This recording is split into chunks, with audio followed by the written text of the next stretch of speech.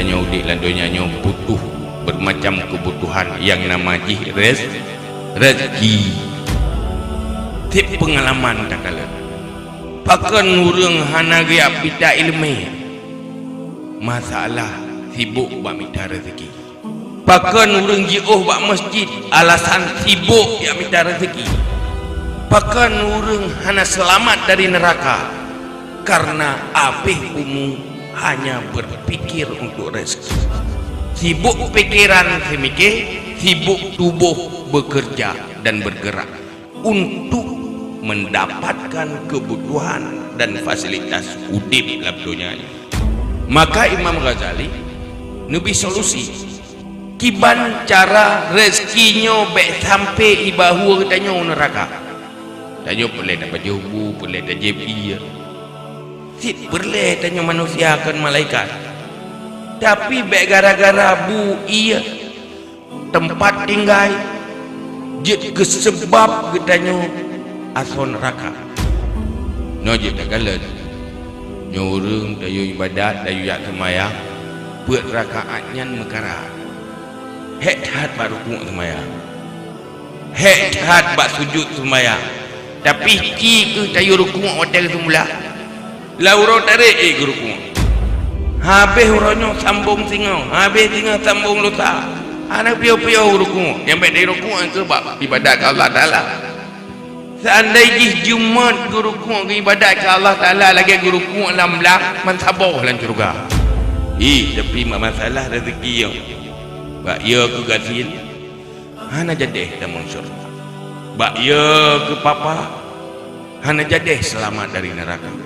Maka perlu ilmu kiban cara rezekinya baik sampai menghancurkan masa depan abadi danyo. Maka Nabi solusi tawakal.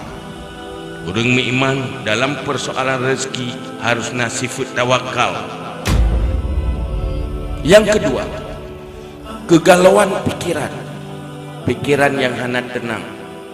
Dalam tajalani udipnya hana datang pilihan yang paling tepat untuk udip yang paling good.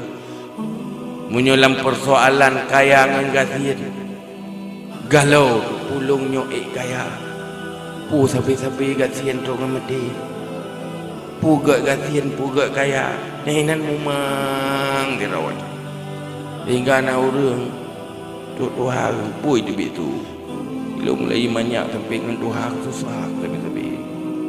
Gasian kaya-kaya susah, tenang-tenang, sibuk habis-habis. Anak teruk. Bagi bayangkan sang menyukaya si mangat. Sang menyuka gasian yang support donya. Tapi orang mengimankan benar. Orang beriman tidak pernah hancur karena kekayaan, juga tetap selamat walau dalam kemiskinan. Gasian taat para sahabat, tetapi hanya pernah menghalangi orangnya menjadi pengukir sejarah, pejuang-pejuang iman. Terkenang nama ganyan untuk menurunnya. Pakat tawakal ganyan ke Allah. Kiban orang tawakal. Ma fiyadillah awsaq mimma fiyadi. Apa yang kena tanggung oleh Allah yang dalam kekuasaan Allah lebih dipercaya ketimbang dengan apa yang kena baca roro. Ber yang kena rumah kena yakin je ke rezeki ganyan. Rezeki ganyan tetap yang pak tulis oleh Allah Ta'ala. Hana sapuna baca roh ke singa tenang pikiran. Aman. Kegalauan pikiran. Ya tentang pakiban kehidupan pugat muno pugat mudih. Nyan hana je kebingang. Orang beriman na solusi yaitu tafwid. Udah belum terserah pilihan Allah.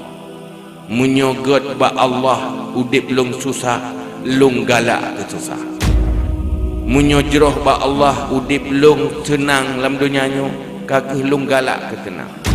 Kesusah pian aya, kesenang pian tak galak. Kiban yang natu oleh Allah. Sehingga dalam segala hal nu pernah oleh Nabi tanya yu istikharah. Diujuk pilihan ke Allah deh. Hanya dah pilih kira takut salah. wadah nak duri lidah yang getah hana getah yang pahdah yang hana pah. Itu perintah istikharah. Istikharahnya hana mecih bak pilih jodoh. Ada nama yang hana pasti god atau hana pasti bro, tetap serahkan pilihan kepada Allah. Apa yang dipilih oleh Allah itu yang terbaik, sehingga aman.